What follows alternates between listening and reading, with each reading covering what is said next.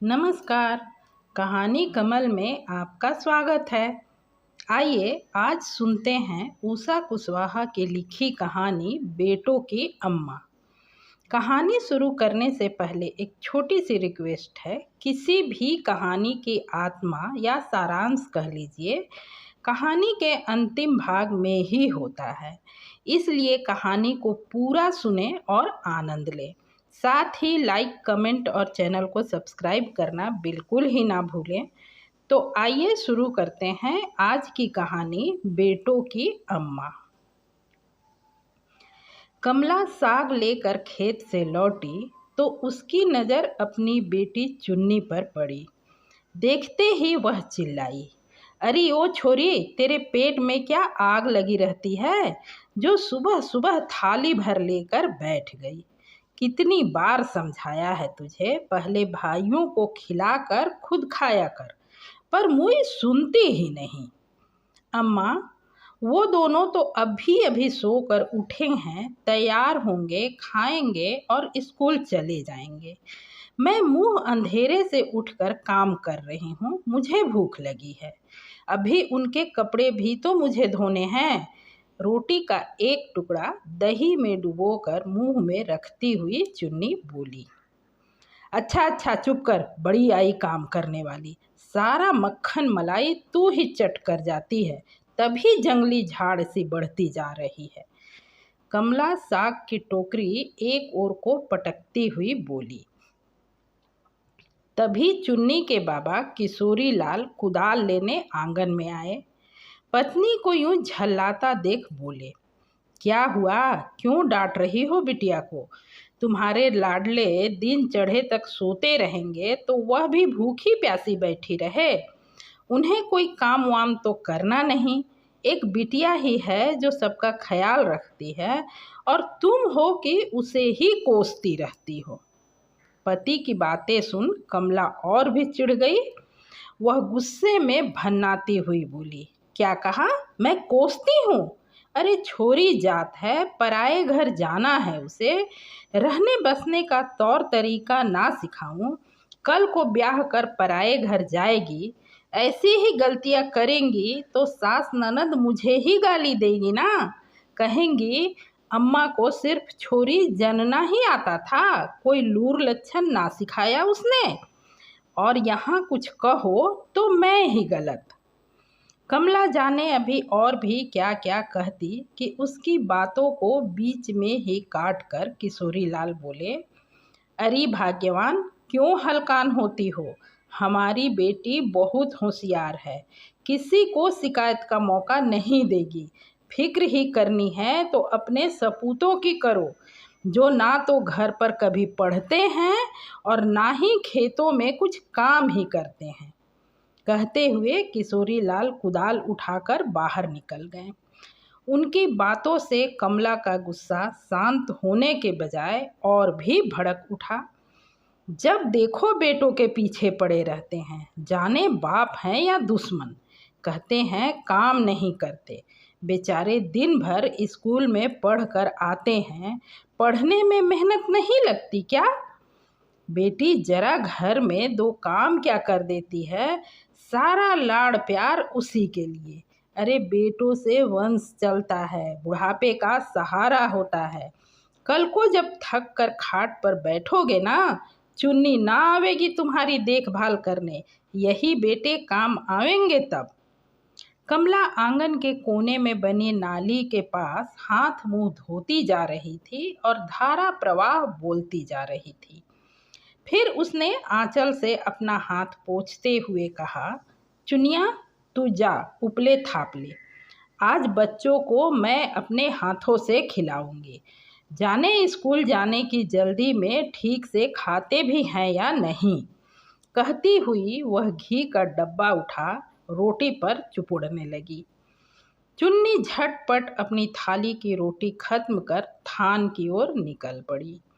रात के भोजन कर चुकने के बाद चुन्नी कमला के पांव दबाती हुई बोली, अम्मा, मुझे भी आगे पढ़ना है, बाजार वाले बड़े स्कूल में मेरा भी दाखिला करवा दो ना, मैं भी भाइयों के साथ स्कूल जाऊंगी। नहीं, तूने गांव के स्कूल में 5वीं तक की पढ़ाई कर ली, पढ़ना लिखना सीख लिया, अब और ज़्यादा पढ़कर क्या करना है तुझे? कुछ सिलाई कढ़ाई सीख, गृहस्थी के काम आएंगे। पढ़ाई के साथ साथ मैं इन सब कामों को भी सीखती रहूँगी ना अम्मा। फिर स्कूल से आने के बाद तुम्हारी भी मदद कर दिया करूँगी।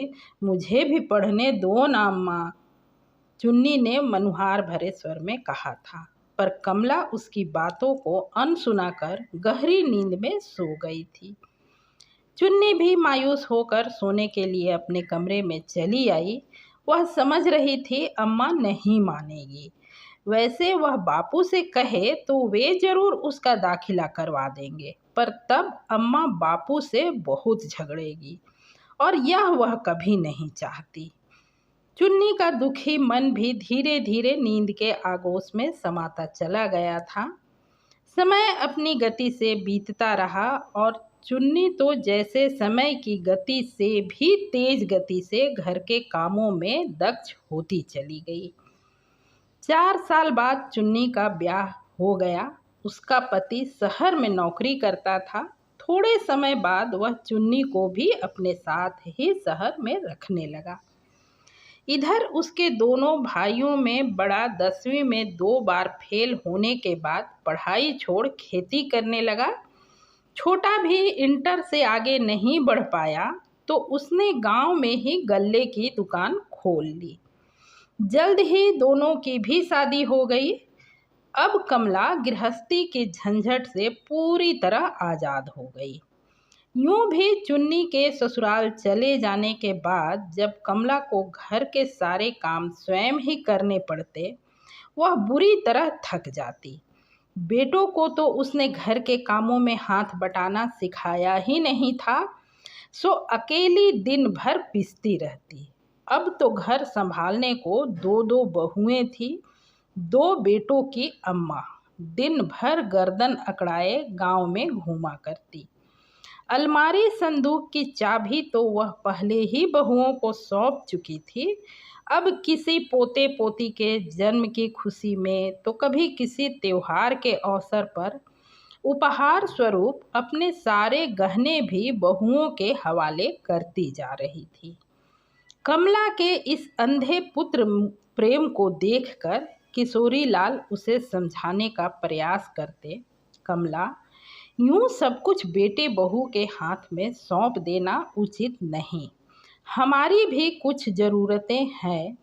हर छोटी बड़ी ज़रूरतों के लिए बेटों का मुंह देखना अच्छा लगेगा क्या? स्त्री की जेवर उसकी पूंजी होती है। इसे अभी से बहुओं को क्यों सौंप रही हो? बेटों के प्रेम में डूबी कमला को ऐसी बातें जरा न सुहाती। उल्टे वह पति को ही गलत ठहराने लगती। आप क्यों हर वक्त अपने बच्चों पर शक शुबहा करते रहते हैं? औलाद है हमारी, कोई दुश्मन नहीं। कल को जब हमारा शरीर थक जाएगा तब इन्हें ही तो सब संभालना है ना। फिर अभी से संभाल लें तो इसमें हर्ज ही क्या है। फिर अभी बहुओं के पहनने ओढ़ने के दिन हैं। अभी दिया तो इनके काम आएंगे, बाद में तो ये जेवर बस अलमारी की शोभा ही बढ़ाएगी। कमला की ऐसी दलीलों से सहमत ना होते हुए भी उसके जिद्दी स्वभाव को याद कर किशोरी लाल चुप लगा जाते। उसकी इस दानवीर वाली स्वभाव के कारण बहुएं उसकी खूब सेवा सत्कार करती, जिन्हें महसूस कर कमला फूले ना समाती। सभी कुछ अपनी गति से चल रहा था कि अचानक किशोरी लाल ऐसे बीमार हुए कि फिर खाट से उठे ही नहीं। अब वर्ष बीतते न बीतते दोनों भाइयों में बात बात पर टकराव होने लगा। कुछ ही दिनों में बात इतनी बढ़ी कि दोनों भाइयों के बीच बंटवारा हो गया। खेत से लेकर घर तक, खाट से लेकर रसोई के बर्तन तक एक एक चीज दोनों ने आपस में बांट लिए। अब बूढ़ी तथा हर तरह से रिक्त हो चुकी माँ उनके लिए समस्या बन गई। कमला के दोनों सपूतों में से कोई भी उसे अपने साथ रखने को तैयार नहीं हुआ। अंत में उसकी खाट बाहर वाली कोठरी में डाल दी गई। कभी बड़ी बहू खाना दे जाती तो कभी छोटी, कभी कभी तो फाके भी करने पड़ते। जिन बेटों को उसने घी चुपड़ कर रोटी खिलाई थी, वे भूले से भी कभी उसकी कोठरी में पांव न धरते। उन्हें सपने में भी ख्याल न आता कि उनकी माँ अभी जीवित है, उसके पेट में अन्न का दाना गया या नहीं। ऐसे में किसी बाकी जरूरतों की तो कहना ही क्या। मन टूटा तो तन भी साथ छोड़ने लगा। कमला धीरे धीरे खाट से लग गई। अब उसे चुन्नी की बहुत याद आती। वह सोचती, जाने अब उसका मुंह देख भी पाऊंगी या नहीं। बेटों की बेवफाई से अधिक अपनी नासमझी पर अफसोस था उसे, सबसे अधिक चुन्नी के साथ किए गए व्यवहारों का। वह सोचने लगती, कभी 2 पल प्यार नहीं किया उसे। उसकी इच्छाओं को अनदेखा कर सारी ममता इन बेटों पर ही लुटाती रही, और आज वही बेटे। कभी कभी पति किशोरी लाल की कही बातों को याद कर भी वह तड़प उठती। अब तो आंसू उसके पूत और तड़प उसका परिवार बन गया था। इन्हीं के साथ कट रहे थे उसके दिन। तभी एक दिन चुन्नी अचानक उसकी कोठरी में आ खड़ी हुई। माँ की स्थिति देख वह तड़प उठी। माँ के गले मिल काफी देर तक रोती रही। फिर चुन्नी अपने आंसू पोंछते हुए शिकायत भरे लहजे में बोली, अम्मा, तुम्हारी यह स्थिति थी तो मुझे खबर क्यों नहीं किया? क्या मैं तुम्हारी कोई नहीं? वो तो वहाँ शहर में रामदेव काका से मेरी मुलाकात हो गई। उन्होंने तुम्हारे बारे में बताया तो मैं तुरंत चली आई। कमला ने चुन्नी की बातों का कोई उत्तर नहीं दिया, बस हिचकियां ले लेकर रोती रही। और भला वह कहती भी क्या? उसकी अपनी जिद और अंधे पुत्र मोह का ही तो नतीजा है यह, जो आज अपने ही घर में उसकी स्थिति दरवाजे पर पाले गए किसी जानवर से भी बदतर थी। मन में उठ रहे दुख की तीव्र आवेग को जबरन रोकने के कारण उसकी कमजोर काया ऐसे कांप रही थी मानो अंदर कोई तूफान मचल रहा। चुन्नी काफी देर तक खाट पर बैठी उसके पांव दबाती रही, अपनी जननी को अपने स्पर्श का संबल देती रही। फिर उसे सहारा दे उठाकर हाथ मुंह धुलवाया। कुछ फल तथा मिठाइयाँ जो वो अपने साथ लाई थी अपने हाथों से खिलाई, और कुछ देर के बाद एक नई साड़ी बैग से निकाल कमला के हाथों में थमाती हुई बोली, अम्मा, तुम यह साड़ी पहन तैयार हो जाओ, तब तक मैं घर के बाकी लोगों से मिलकर आती हूँ। शाम की गाड़ी से तुम मेरे साथ शहर चल रही हो। नहीं नहीं बिटिया, ये तू क्या कह रही है? मैं यहीं ठीक हूँ। दुनिया छोड़ने से पहले एक बार तुझे देखने की इच्छा थी, सो पूरी हो गई। मैं शहर जाके क्या करूँगी? क्यों अम्मा? यदि भाइयों में से कोई शहर में होता और वो तुम्हें अपने साथ ले जाना चाहता, तब भी तुम ऐसा ही कहती। तब बात और थी बिटिया, एक आह से भरती हुई कमला ने कहा। क्यों अम्मा? सिर्फ इसलिए कि वे बेटे हैं? वे बेटे जो तुम्हें बोझ समझते हैं, उनके दरवाजे पड़े रहना मंजूर है तुम्हें। मैं जो तुम्हारी सेवा करना चाहती हूँ, मेरे साथ रहना गंवारा नहीं, क्योंकि मैं बेटी हूँ। बेटी होना पाप है क्या अम्मा? यह बात नहीं बिटिया, मैं तो अपने किए पर शर्मिंदा हूँ।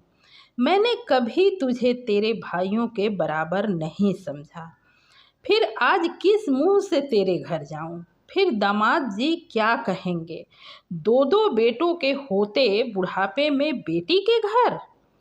सिर झुकाए इन शब्दों को कहते हुए कमला की बूढ़ी बेबस आंखों से दर्द और पश्चाताप के आंसू बह चले थे।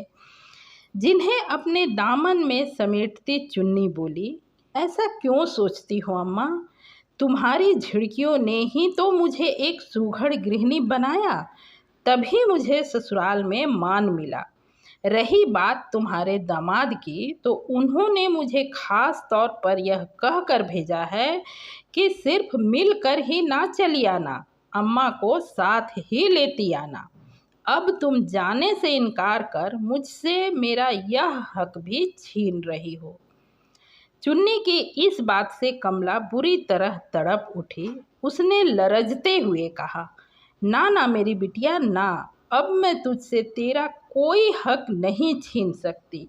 चल ले चल मुझे इस नर्क से। कहकर कमला चुन्नी द्वारा लाई साड़ी पहनने लगी। अब उसके शरीर में कोई कंपन न था, लगा जैसे कोई नई ऊर्जा मिल गई हो। समाप्त। कहानी पसंद आई हो तो ऐसी ही सुंदर साहित्यिक कहानियाँ सुनने के लिए चैनल को ज़रूर सब्सक्राइब करें। पूरी कहानी सुनने के लिए दिल से धन्यवाद।